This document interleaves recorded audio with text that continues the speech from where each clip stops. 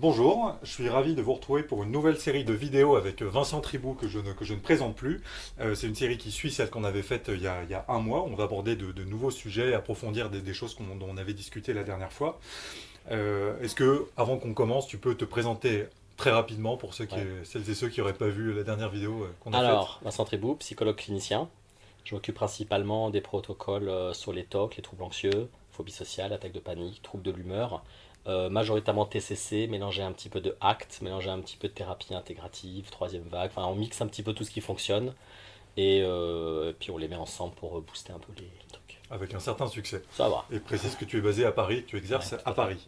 Alors, la dernière fois, on avait parlé de beaucoup de choses. On avait parlé un petit peu on avait fait ce qu'on appelle la Mm. psychoéducation du TOC, notamment en se basant sur un livre qui est ici, dont on redonnera les références que tu as écrit avec notamment Anne-Hélène Claire, qui s'appelle Comprendre et traiter les TOC, très précieux, un peu la Bible du TOC, C'est gentil. si je Ouais. puis dire, où tu développes notamment le modèle neurocomportemental, voilà, qui rencontre un certain succès, qui explique la cause possible du TOC. On est rentré un peu dans le détail. Et aujourd'hui, on va peut-être développer un point qu'on a évoqué la dernière fois. On s'y était pas attardé parce qu'on savait qu'on allait en parler plus longuement. C'est le doute. Ouais. On sait que le TOC, c'est la maladie du doute. C'est une composante importante, mais il faut mettre le doute à sa place. Et ce que j'aime beaucoup, c'est que dans ce livre-là dont je viens de parler, tu dis finalement le doute, c'est un bug du cerveau, c'est un symptôme du TOC. Et il ne faut pas croire, et le piège est de croire qu'il y a une logique dans le TOC, ce n'est pas le cas. Mm. Alors, est-ce que tu peux, voilà, nous parler du doute dans le cadre du TOC, et après on Alors, rentrera encore ce plus dans qui le paraît détail. primordial, parce que souvent les patients, ils ont compris qu'ils étaient malades. Ils sont OK pour faire des exercices, mais le doute va tout bloquer parce qu'ils disent OK, j'ai compris que j'avais un TOC, mais ce que je raconte, c'est pas con. J'ai compris que je devais m'exposer, mais excusez-moi, il y a un vrai danger. Si ça, t'arrives pas à le faire tomber, ou t'arrives pas à le ramener dans la maladie, c'est foutu. La thérapie va partir en morceaux. Donc, il faut toujours un moment dans la thérapie qu'on reprenne ça en disant au patient, déjà, je vais vous expliquer le fonctionnement du cerveau. Vous avez votre cerveau qui passe en hyperactivité. Il mouline comme une machine à laver. Le préfrontal, Le préfrontal, exactement.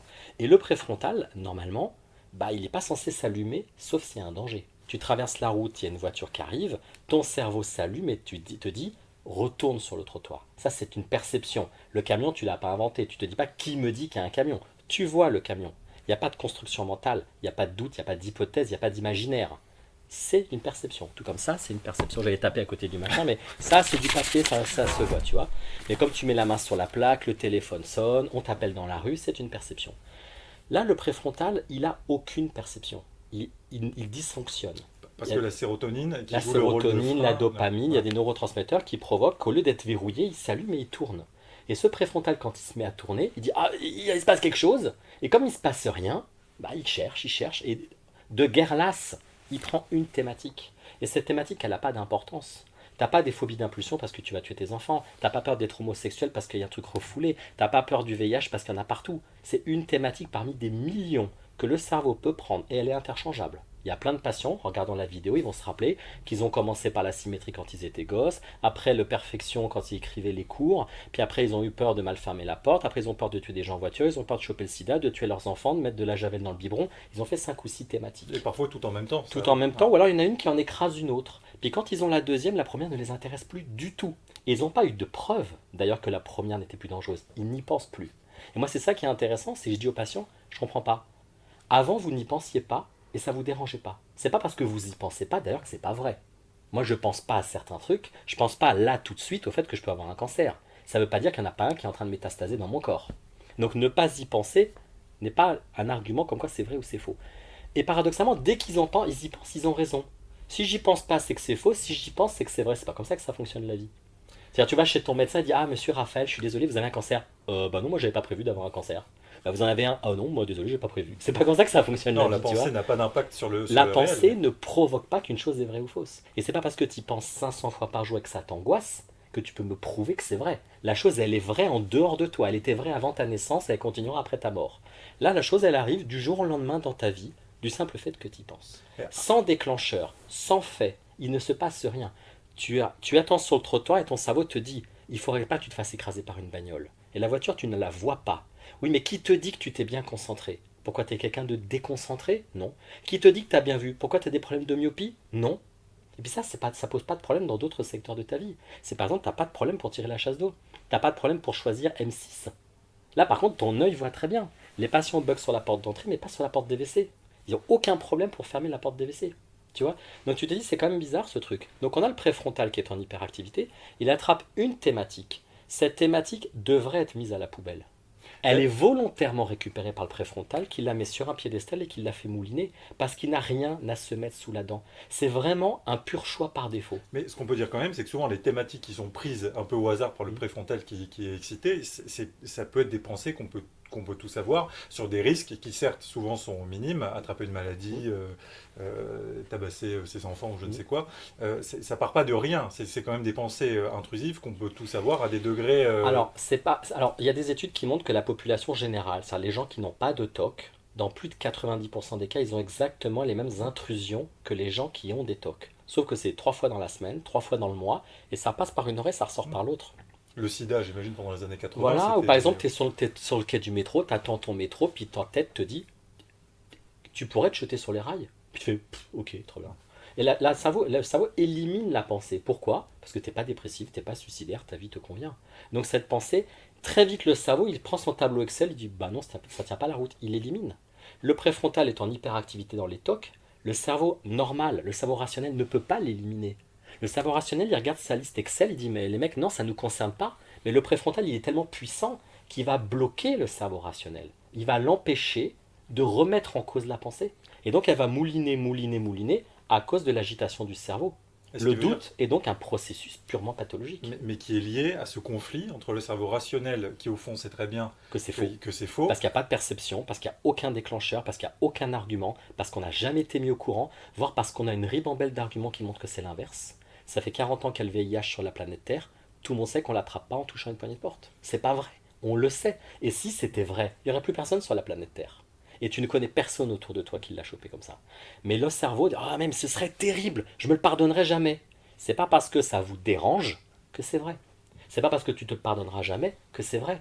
Ça, c'est une pure construction mentale. C'est l'angoisse. Ça m'angoisse, donc j'ai raison.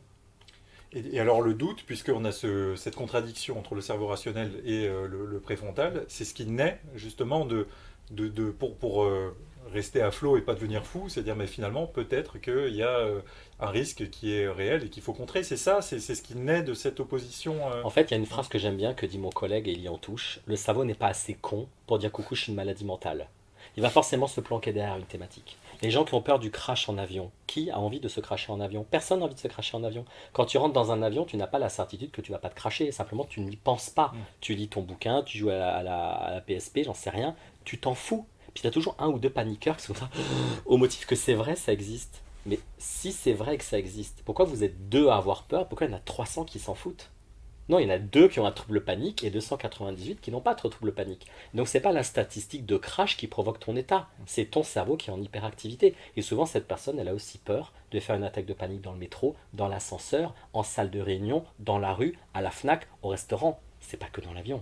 Donc tu as un symptôme qui va générer que ton cerveau ne peut pas passer la deuxième vitesse.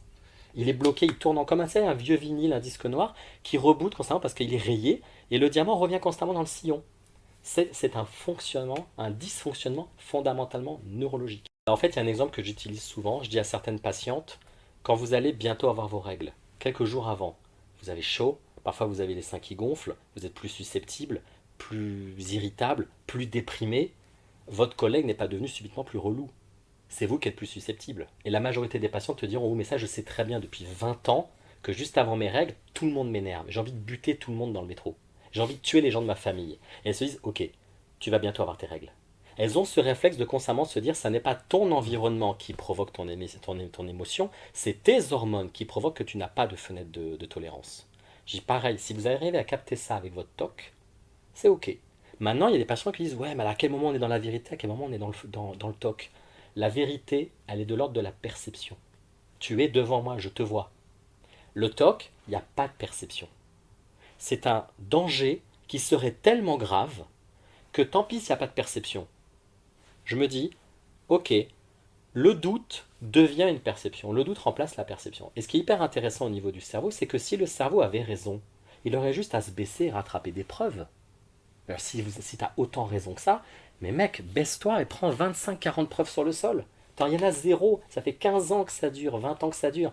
Peanuts, à chaque fois que tu avais un rituel, c'était faux, la porte elle était bel et bien fermée. À chaque fois que tu as lavé tes mains, non, c'était pas du sang. C'est pas vrai. Donc on se dit, ok, tous les jours je constate que c'est faux.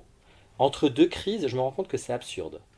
Mon cerveau n'a aucun argument, aucune perception. Il utilise le doute. Conclusion, le doute est une tentative de cerveau de raccrocher les wagons ensemble parce qu'il est dégoûté de ne pas avoir de preuves. Il faut vraiment le prendre comme un mécanisme de propagande. C'est qu'en fait, je vais récupérer ton vote et je vais essayer de réfléchir à un discours qui va faire que tu vas voter pour moi. C'est voilà, c'est le cerveau s'allume, il provoque du doute pour être sûr que tu vas suivre ce qu'il te raconte. Et le jour où ça ne fonctionne plus, il change de thématique, il en prend une autre. Mais le doute n'est pas un mécanisme mathématique, scientifique, cohérent. Parce que quelqu'un qui n'a pas TOC ne sera jamais d'accord avec toi. Donc c'est pas un mécanisme normal du cerveau. On est sur de l'hyperactivité. Quand tu es bourré, tu as chaud, tu fais des blagues, tu conduis n'importe comment en voiture. Oui, mais t'es pas quelqu'un qui est plus drôle, tu es sous l'effet de l'alcool. Tu bois 2 litres de café, tu tournes en rond dans ton salon jusqu'à 2 heures du matin, tu commences à ranger des trucs. Tu ranges pas parce que ton appartement est en bordel, tu ranges parce que tu n'arrives pas à dormir. Et ça, c'est l'effet de la caféine. Donc l'obsession, c'est la caféine du cerveau. Le doute, c'est la caféine du cerveau. Le rituel, la compulsion, c'est la caféine du cerveau. Si le cerveau n'avait pas 2 litres de café, il n'y aurait pas de pathologie. Alors souvent, il y a des gens qui disent oui, mais dans la thérapie cognitive, oui, mais non, parce qu'il y a une croyance qui provoque le développement des TOC. Non, c'est pas vrai. Parce que cette notion que faudrait pas que je touche une poignée de porte, pourquoi il n'y a que 3% de la population qui y croit? Pourquoi tu as 97% de la population qui ne se pose même pas la question? Parfois des gens qui sont encore moins informés que toi. Non, parce que simplement leur cerveau ne génère pas la pensée.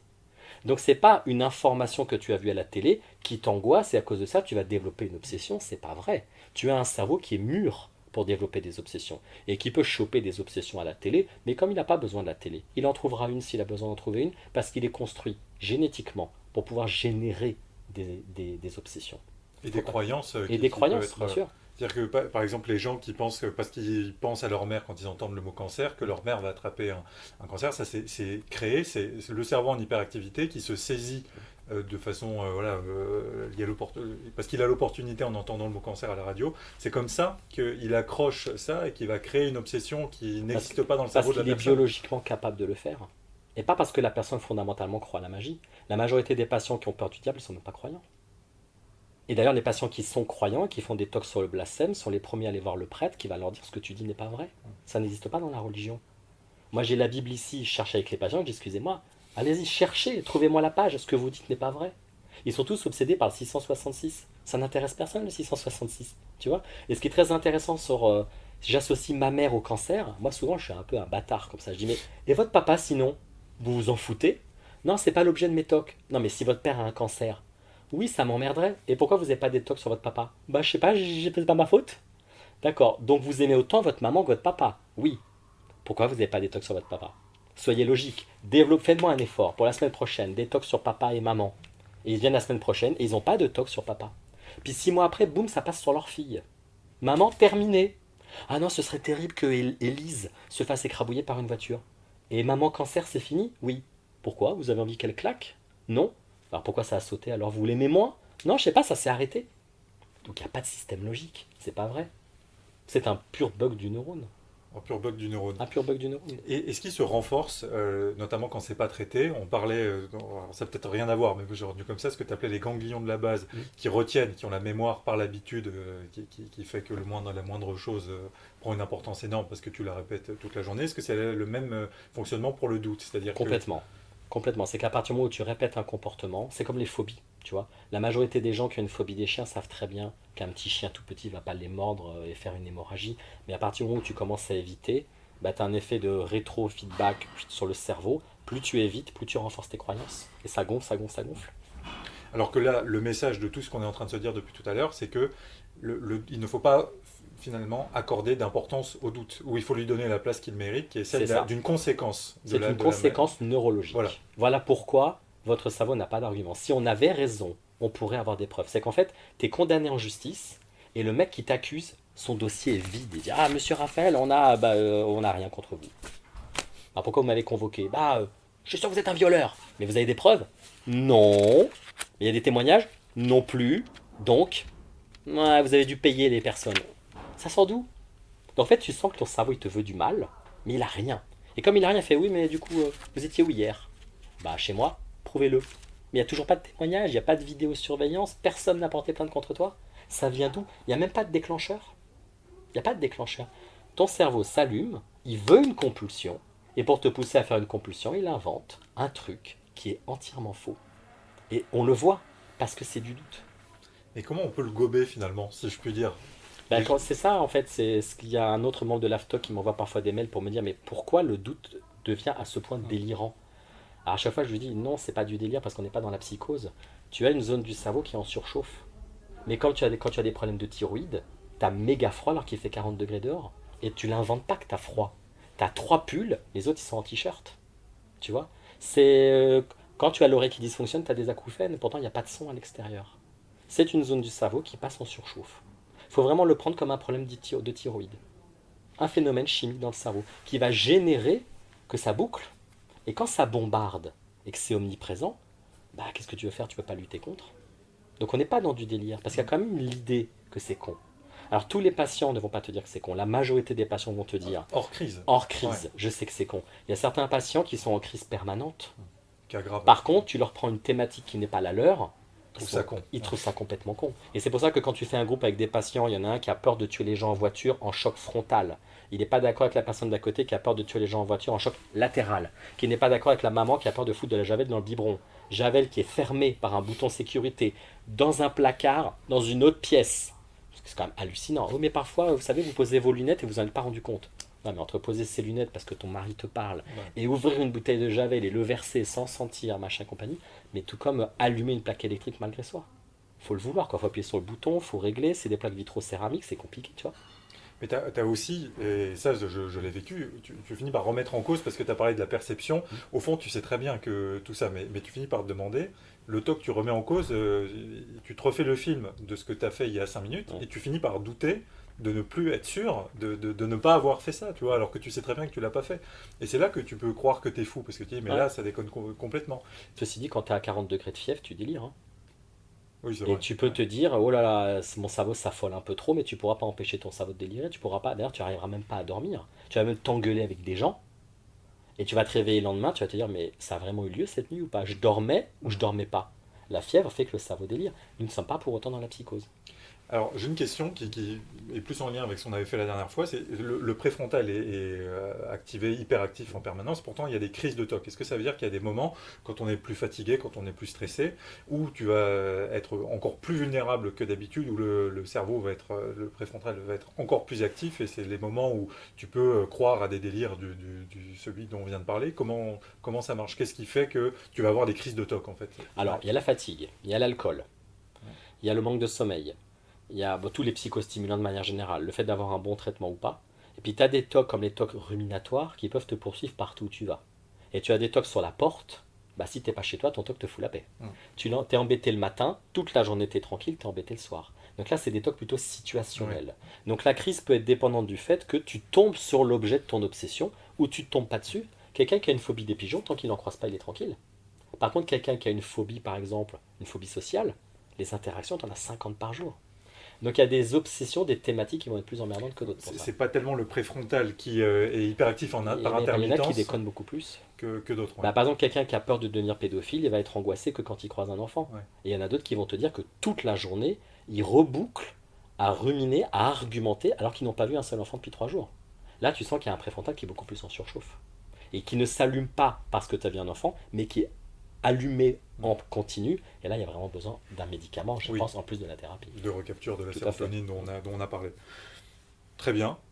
Let's go, on fait nos exercices. Faisons nos exercices. Donc là, on rentre dans une autre phase de la vidéo qui consiste, voilà, c'est des exercices presque pratiques pour bien comprendre et intégrer ce qu'on vient de dire, finalement, que le doute, c'est une conséquence d'un cerveau qui dysfonctionne et non pas un raisonnement logique. C'est comme ça. C'est ça. Et donc, bah, allons-y. En fait, on les lit avec les patients, c'est qu'au deuxième ou troisième rendez-vous, plutôt que d'attendre que le patient présente sa thématique et que moi j'essaie de contrecarrer sa thématique, on lit ces textes-là. Tu ne rentres pas, tu ne connais pas les thèmes d'obsession. Si, on les a vus au premier rendez-vous, après on a posé le diagnostic, parfois ils ont vu le médecin psychiatre pour les médicaments, après dans un second temps on a lu la psychoéducation, et dans un troisième temps on va lire ça pour répondre à toutes les questions qu'ils ont, à savoir le but c'est qu'ils se disent ok, quelle que soit la façon dont je prends le truc, ok c'est définitivement biologique. Parce que si tu ne fais pas cet exercice qu'on va faire, il y aura toujours cette idée, cette illusion de logique qui va polluer le Qui reste de va la thérapie. polluer l'exposition. D'accord. Tout à fait. Oui, c'est ça le risque en fait. C'est que si le travail n'est pas fait, l'exposition est moins efficace. Exactement, tout à fait.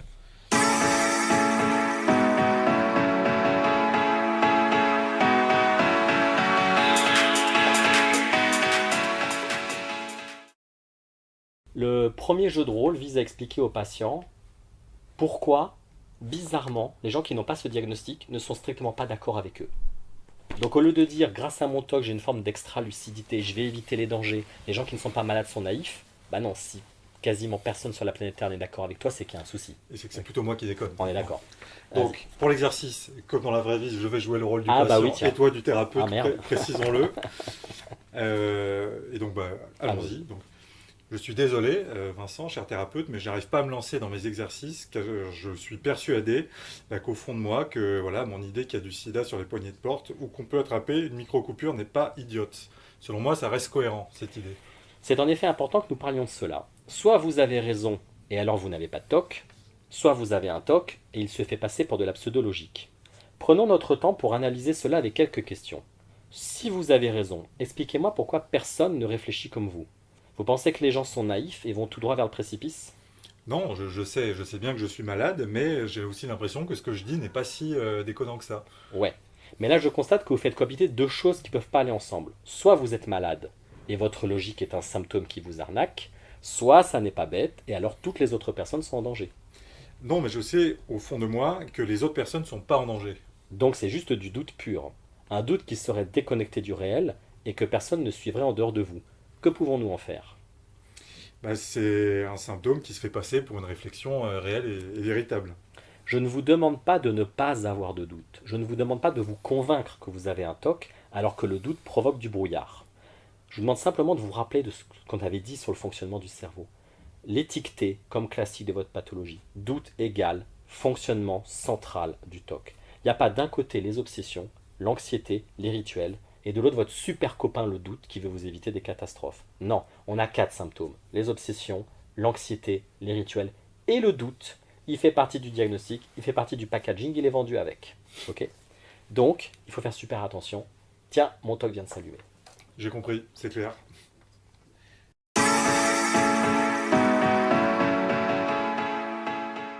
Le deuxième jeu de rôle avec les patients vise à leur faire comprendre que ce qu'ils font au quotidien n'empêche strictement pas la catastrophe.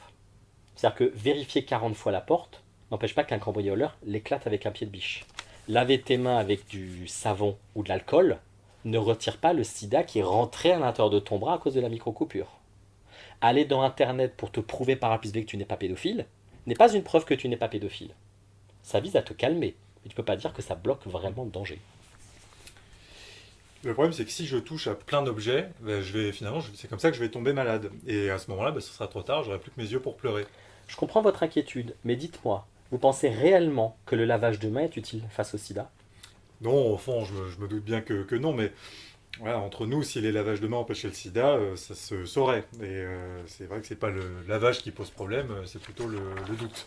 Ok, mais donc, le doute vous fait croire qu'en touchant tel objet, vous allez attraper le sida. Oui, c'est ça. Donc quand le doute dit tel objet est dangereux, c'est vrai. Par contre, quand ce même copain le doute vous dit le lavage de main ça marche pour le sida, là par contre c'est faux.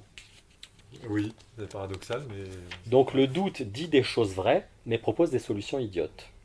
Cela me fait penser aux patients qui ont peur de devenir pédophiles et lisent des trucs dans Internet pour se rassurer, tout en admettant qu'Internet n'est pas un diagnostic fiable.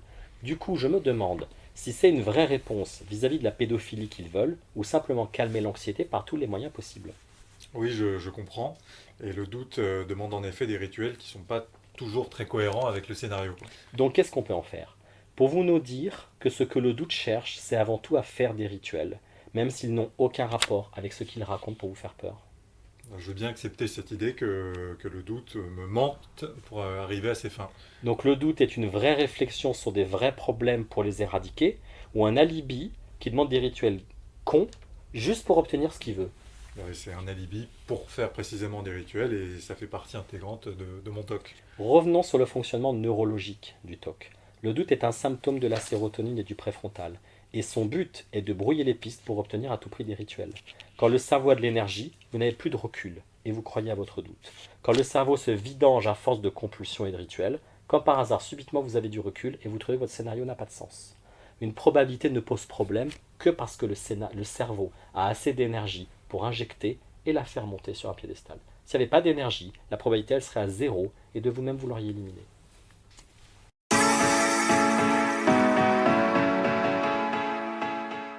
Le troisième jeu de rôle avec les patients vise à leur faire prendre conscience que bizarrement, il y a une ribambelle d'autres thématiques tout aussi possibles qui ne les intéressent strictement pas.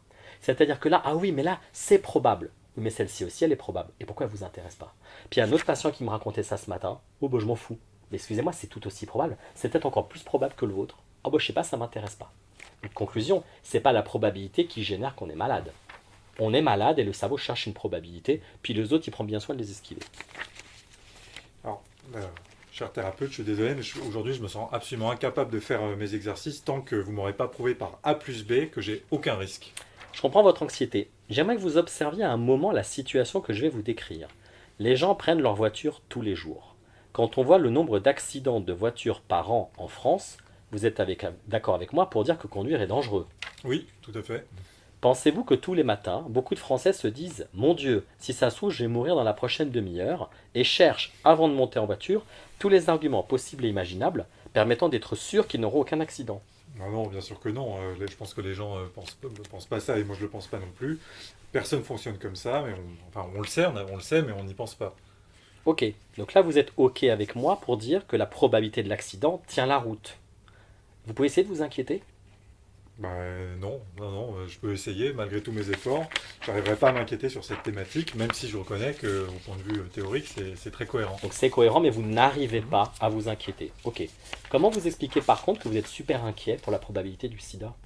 C'est une probabilité comme celle de l'accident de voiture. J'y crois beaucoup plus parce que j'y pense beaucoup plus. Ok, donc quand on pense à un truc, c'est que c'est vrai. Quand on n'y pense pas, c'est que c'est faux. Ah non, c'est pas exactement ça. Ok. Comme vous pensez pas aux accidents de voiture, c'est que c'est faux. Non, c'est vrai, c'est juste que j'y pense pas. Pourquoi?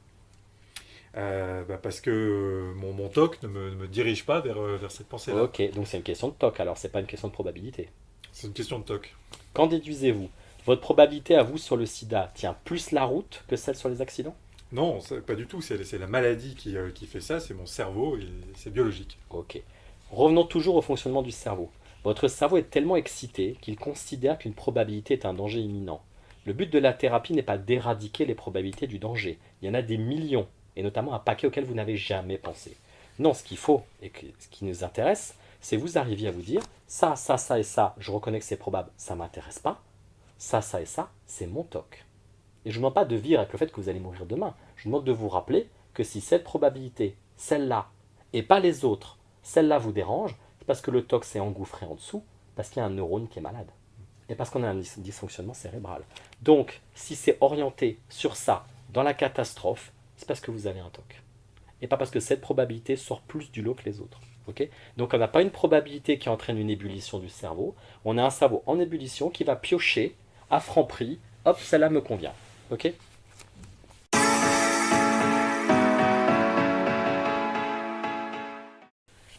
Le quatrième jeu de rôle avec les patients vise à leur demander de faire attention à la supposition et de faire cet effort de sortir un vrai argument. C'est qu'à chaque fois qu'ils font une supposition, non désolé, là on est en train d'avoir un vrai débat, donc je veux un argument, je veux une preuve concrète, sinon ça veut dire désolé que c'est toc. Effectivement que c'est pas complètement idiot ce que je vous raconte. Ok, tout dépend des outils que vous utilisez.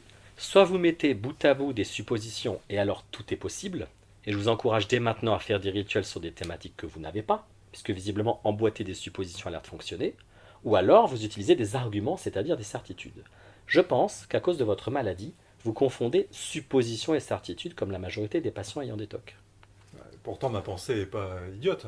Oui, mais est-elle construite sur des suppositions, c'est-à-dire des si, qui me dit que on ne sait jamais peut-être, ou sur des certitudes concrètes, vérifiables, indubitables.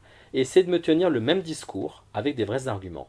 À chaque fois que vous sortez une supposition, je lève la main. Ok ? J'ai peur que vous soyez incapable de faire une seule phrase qui ne soit pas un et si. Ce qui montre bien que votre cerveau n'a aucune arme en dehors de la supposition. C'est la preuve qu'il n'a rien de réel à se mettre sous la dent. Sinon, vous pensez bien qu'il se jetterait dessus et en profiterait. Rappelez-vous du texte de psychoéducation. Le doute est un symptôme dû à la sérotonine dans le préfrontal. Ça n'est pas un système logique. Vous n'avez pas repéré un problème. C'est un symptôme. Vous n'êtes pas censé faire attention et négocier avec. Vous n'êtes pas censé discuter, dialoguer. Vous êtes censé vous dire, tiens, je te connais par cœur. C'est toujours la même mélodie. Et si, qui me dit que, il se pourrait, on ne sait jamais, peut-être. C'est comme si c'était marqué sur son t-shirt, coucou, voilà mon toc. La même mélodie, dès que vous l'entendez dans votre oreille, vous dites, fais gaffe. Je comprends. Je ne sais pas si vous avez un chat, mais quand un chat joue, il se cache souvent derrière un pied de chaise ou de table, et il croit qu'il est caché. Tout le monde voit ses pattes dépasser sur les côtés, et ses oreilles, mais lui il croit qu'il est caché. Ça ne leurre personne. Le toc est visible de loin, il a toujours les mêmes symptômes caricaturaux que l'on voit arriver à 10 km.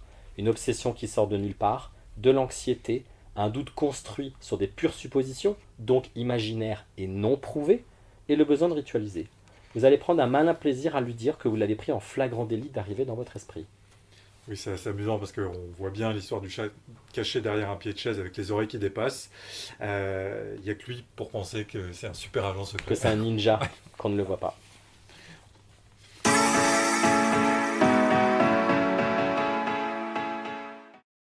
Le 5e jeu de rôle avec les patients vise à leur faire prendre conscience qu'il y a plein de patients, quasiment 40 à 50%, qui font des tocs de symétrie et qui ont zéro obsession. Ils passent leur journée à compulser, autant que eux qui ont des tocs de lavage, de vérification, d'annulation de pensée. Il n'y a pas d'obsession. Ils mettent pas les coussins droits parce qu'ils ont peur d'avoir un cancer. Ils mettent les coussins droits parce qu'ils ne supportent pas qu'ils ne soient pas droits. Donc quand il n'y a pas d'obsession ni de scénario catastrophe et que pourtant on a la même maladie, on doit admettre que ce n'est pas le scénario ni la thématique qui pose problème. C'est que la partie compulsive de la maladie, c'est le noyau dur. Okay. Comment est-ce que je peux avoir la certitude que le doute n'est pas une vraie logique qui va m'empêcher une catastrophe? Une bonne moitié des patients qui consultent pour des TOC décrivent de la symétrie. Ces patients passent leur journée à mettre des objets bien droits et ils doutent qu'ils soient bien droits. Soit ils ne font pas leur rituel. S'ils ne font pas leur rituel ou ne reviennent pas vérifier 10 fois que les objets sont bien droits, ils font des crises d'angoisse. Pour la majorité d'entre eux, il n'y a aucun scénario catastrophe. C'est-à-dire que ces patients ne savent même pas pourquoi ils font des TOC. Ils ne savent même pas d'ailleurs ce qui pourrait se passer s'ils ne faisaient pas de la symétrie et du rangement. Il n'y a aucun scénario. Le doute ne pose pas de problème. C'est de la compulsion pure. Pourtant, ces patients ont des obsessions, du doute, de l'anxiété, des rituels. C'est-à-dire exactement les mêmes symptômes que vous. Donc, il n'y a pas besoin d'un scénario, et il n'y a pas besoin d'une pseudologie construite sur des SI pour avoir un diagnostic de TOC. Cela veut dire que l'envie de ritualiser, c'est le seul symptôme qui soit cohérent dans tous les TOC, et que le doute, la logique, finalement, c'est très secondaire. Vous n'êtes que 50% à l'avoir. Il y en a 50% d'autres qui ne l'ont pas. Du coup, si on doit résumer un peu ces 5 exercices avec les patients, tout s'explique par la biologie. Il y a 1000 scénarios auxquels vous n'avez jamais pensé, qui sont soi-disant aussi dangereux que le vôtre, et auxquels vous n'adhérez étrangement pas. Votre TOC est incapable de fonctionner en dehors des suppositions. L'implication des idées paraît logique, parce que l'anxiété lui donne corps et vie, et parce que, désolé, il n'y a pas de logique mathématique, et il n'y a pas une logique construite sur des vrais arguments et des perceptions. Le doute n'est pas une preuve de danger, c'est un brouillage de l'esprit parce que le préfrontal est excité. La répétition, le matraquage des obsessions, c'est pas non plus un argument. C'est pas parce que vous êtes bombardé que vous avez raison. C'est pas parce que vous y pensez que vous avez raison. C'est un effet de l'excitation du cerveau. On ne vous demande pas de vous convaincre que vous avez un TOC, on ne vous demande pas d'appuyer sur un bouton pour bloquer le doute, on vous demande simplement de l'étiqueter systématiquement comme « tiens, voilà mon symptôme ». Dès qu'il se pointe, il est caricatural, il dit toujours la même chose « tiens, comme hier ». Tiens, tu as 20 minutes de retard, tu vas encore me sortir un SI qui sort de nulle part. Avec ce virtuel qui est plus important que le réel, avec cet imaginaire qui écrase la réalité. Donc systématiquement, c'est une caricature. On va donc le classer comme, visiblement, ça a l'air d'être un TOC. Je ne peux pas prouver que je ne suis pas pédophile, mais là pour l'instant, ce que je vois, c'est que c'est quand même un SI. Et SI, c'est quand même fondamentalement un TOC. Okay, le temps que les exercices reprogramment les ganglions de la base et que le préfrontal se calme.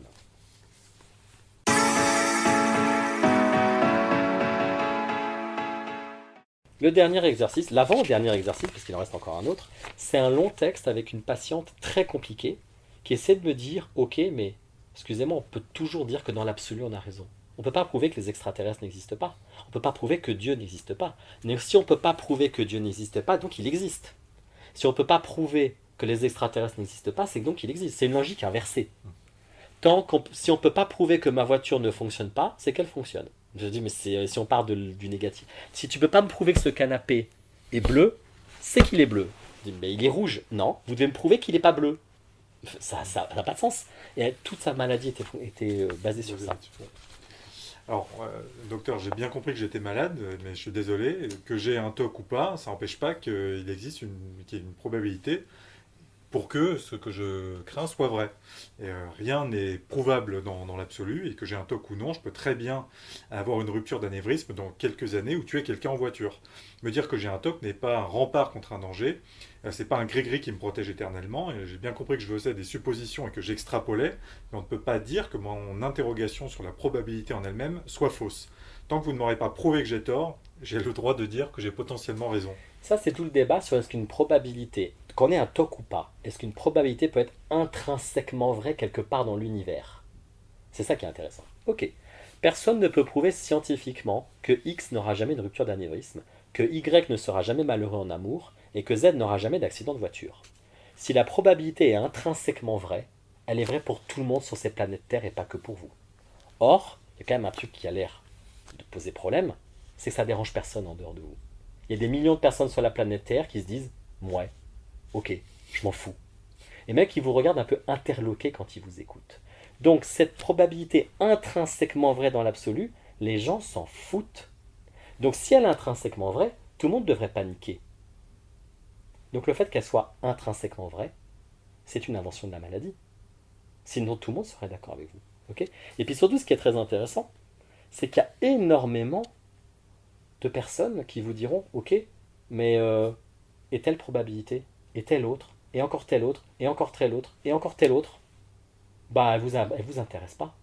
Moi je peux vous sortir 15 probabilités qui sont intrinsèquement plus vraies que la vôtre, statistiquement. La vôtre elle est peut-être statistiquement vraie à 0,5%. Je peux vous en trouver une qui est vraie à 14%.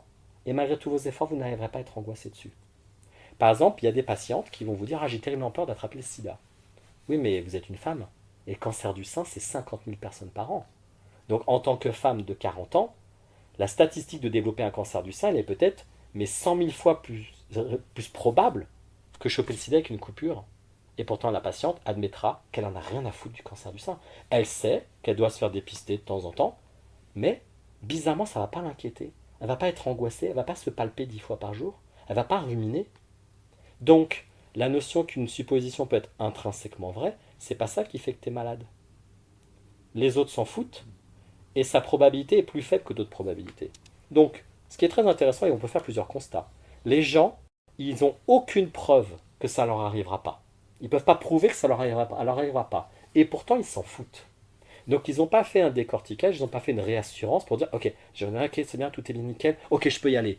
Ils n'ont pas fait ce mécanisme-là. Ils n'y pensent pas. Ils diront, oui, je suis d'accord avec toi dans l'absolu. Et, bah, ça m'angoisse pas. Ils continuent leur vie. Ils ne sont pas comme ça bloqués comme un mammouth préhistorique dans la glace. Mais surtout, ce qui est très intéressant, c'est que tu peux rencontrer une autre personne qui dira, Madame, ok, vous êtes en train de marcher dans la rue. Vous pouvez très bien vous prendre, vous n'avez pas de la rupture d'anévrisme, ok, mais vous pouvez vous prendre un balcon sur la tête, vous pouvez glisser dans une flaque et passer sous un camion, vous pouvez vous faire poignarder par un terroriste, vous pouvez mourir de n'importe quoi. Et est-ce que ça, vous y avez pensé? Est-ce que ça, fondamentalement, vous y avez pensé? Non, c'est vrai, je suis d'accord avec vous, j'ai pas de preuve que ces choses-là ne m'arriveront jamais. Donc vous admettez ne pas y avoir pensé. Et est-ce que ça vous inquiète? Pas du tout. Pourquoi?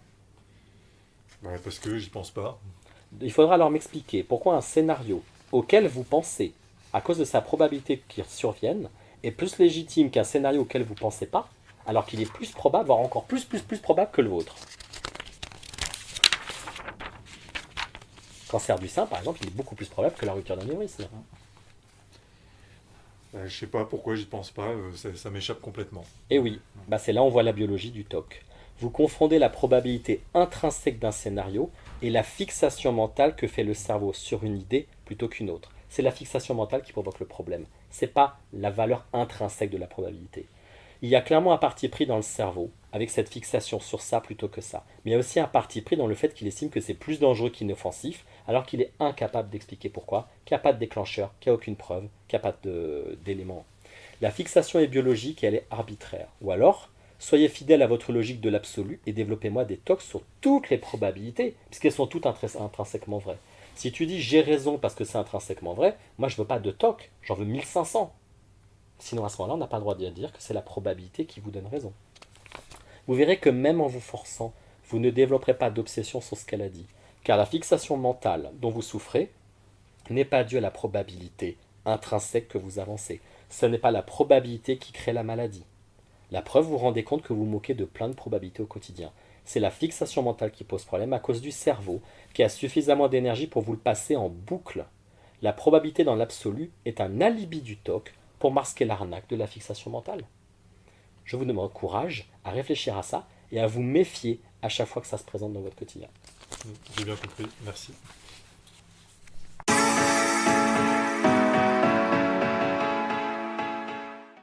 Le tout dernier jeu de rôle, le 6e ou 7e, je crois qu'on est le 7e.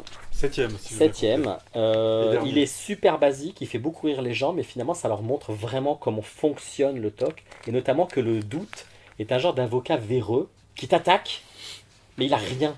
Ce qu'on disait tout à l'heure. T'es T'as un convoqué, dossier, mais mais il y a un dossier qui est vide. Et en fait, tu dois te justifier. Et le mec dit, mais sinon, vous avez des choses contre moi? Non, non, justifiez-vous. Non, mais accusez-moi d'abord avant que... Ok. Donc on va faire ce jeu de rôle. Je vais jouer le rôle de votre TOC. Vous êtes un homme, Raphaël, mais je vais partir du principe que vous êtes une femme. Et vous allez voir comment fonctionne votre cerveau. Allez-y, prouvez-moi que vous êtes un homme. Eh ben, comme vous voyez, j'ai les cheveux courts. Ouais, cet argument n'est pas recevable, qui me dit que vous n'êtes pas une femme aux cheveux courts. Bah, vous voyez bien que j'ai un visage et des formes d'homme, ou plutôt l'absence de formes de femme, et bah, notamment ma barbe. Qui me dit que vous n'êtes pas sous hormones. Vous pouvez pas me prouver que vous n'êtes pas sous hormones. Ça se fait dans de nombreux pays. Bah, dans ce cas, je vous montre ma carte d'identité. Qui me dit que vous ne voulez pas trafiquer avec un logiciel sur ordinateur. Ouais, je peux faire venir mes parents dans votre bureau, leur demander d'attester que je suis bien leur fils et non leur fille. Qui me dit que ce ne sont pas des gens que vous avez payés pour mentir. En fait, désolé, vous n'arriverez pas à me prouver que j'ai tort. Tout simplement parce que ma technique est d'envoyer d'un revers de la main tous les arguments que vous m'apporterez. Vous pouvez vous fatiguer pendant des heures à m'apporter des arguments qui prouvent que vous êtes un homme. Moi, je suis votre TOC et je passerai des heures à dire « qui me dit que ?» Et le « qui me dit que » est facile parce que j'ai aucun argument à avancer pour contrebalancer les vôtres. Avez-vous remarqué que je n'ai toujours pas apporté d'argument dans le sens contraire? Comment ça? Bah, vous m'avez toujours pas demandé sur quoi je me fondais pour dire que vous étiez potentiellement une femme. Alors, qu'est-ce qui vous fait dire que je suis potentiellement une femme? Bah rien. C'est du doute pur. Je doute, donc je pars du principe que j'ai raison de douter. Je vais pas m'embêter à trouver un argument. Pourtant, dans la vraie vie, vous savez comme moi qu'un problème ne vient pas comme ça subitement dans votre tête comme tombé du ciel. Il y a généralement de votre environnement. Un chien vous aboie dessus, donc vous avez peur qu'il vous morde. Le téléphone sonne, donc vous le décrochez. Vous saignez, donc vous en déduisez que vous vous êtes coupé. Mais là, dans votre TOC, avez-vous déjà eu une seule obsession ou un seul doute qui partait d'un vrai constat, d'un vrai argument? Non, jamais. En 20 ans de TOC, toutes mes pensées partaient toujours d'une supposition tombée du ciel, comme vous dites. J'y pense subitement et je me dis que si j'y pense, c'est que ça doit être vrai quelque part. Et comme mon TOC me bombarde de pensées en permanence, me presse avec l'anxiété, me dit que ça serait catastrophique si je ne trouve pas de solution immédiate, j'ai jamais vraiment pris le temps de lui demander sur quoi il se basait et si ça tenait la route. Eh bien, c'est votre mission à partir d'aujourd'hui. Ne plus rien accepter de votre TOC qui ne soit pas un argument. Et vous verrez qu'il est incapable de vous fournir autre chose que des suppositions. N'oubliez pas, un TOC est une excitation neurologique du cerveau complètement indépendante de votre environnement. C'est une tentative de se vidanger et non pas la réponse à un problème réel. Quand vous vous tapez sur le dos avec un marteau, vous ne doutez pas que vous avez mal. C'est une évidence. Vos TOC ne sont pas fondés sur des évidences et des perceptions, mais sur des suppositions. Et votre cerveau utilise toujours les suppositions qui l'intéressent pour obtenir le rituel qu'il veut. Il y a un parti pris total dans le choix des obsessions que catapulte votre cerveau.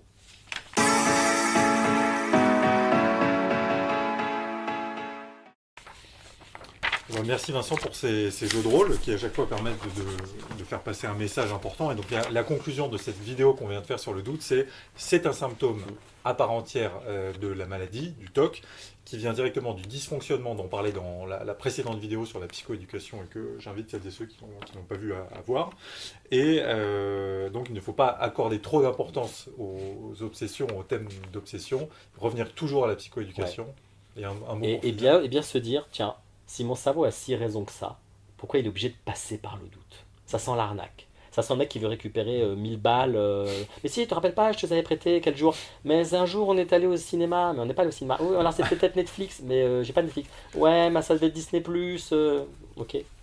On fait le petit tableau, petit tableau. Ouais, alors il va apparaître là au montage, c'est la magie. Paf, là il va y avoir un petit truc Un qui va tableau. apparaître, un beau tableau. Alors, moi, je suis cerveau normal devant un danger réel. C'est-à-dire que mon boulot, c'est d'agir quand il y a une perception. Eh Et ben, toi? moi je suis le discours du cerveau TOC, voilà, qui se base uniquement sur des suppositions. Ok. Cerveau normal devant un danger, c'est un discours lucide. Alors que pour le cerveau malade de TOC, c'est un discours flou. Un cerveau normal a des certitudes. Le cerveau malade de TOC n'a que des incertitudes, des peut-être et des hypothèses. Le cerveau normal devant un danger réel construit sa réflexion sur un danger palpable. La voiture arrive, je saigne, l'alarme incendie s'allume. Là où le cerveau du TOC voilà, se base sur des interprétations subjectives ou sur des suppositions plus ou moins fumeuses. Un danger réel est une évidence qui ne demande aucune vérification. La voiture est bel et bien en train d'arriver. J'ai pas besoin de me retourner 5 fois pour être sûr qu'elle arrive. Elle est en train d'arriver. Alors que pour le TOC, il n'y a pas cette certitude, mais en revanche, il y a le besoin de tirer ça au clair. Un danger réel est toujours construit sur une connaissance que l'on a déjà expérimentée, ou que nos parents nous ont appris, ou que les scientifiques nous ont dit, ou que les enseignants nous ont dit, ou que la télé nous a dit. C'est donc connu, vérifié, validé, partagé par tout le monde. Alors que pour le cerveau malade de TOC, le danger vient de conclusions qui ne sont basées sur aucune preuve et simplement déduites d'autres choses sans fondement. Un danger réel est dû à un problème là, tout de suite, maintenant. Je saigne. On m'a diagnostiqué un cancer. Je viens de tomber par terre. Alors que pour le cerveau malade de TOC, un danger, c'est l'anticipation anxieuse d'un futur danger hypothétique. Devant un danger réel, il y a peu de rumination. On n'a pas le temps. La voiture vient d'arriver. La maison vient de prendre feu. On n'a pas le temps de ruminer.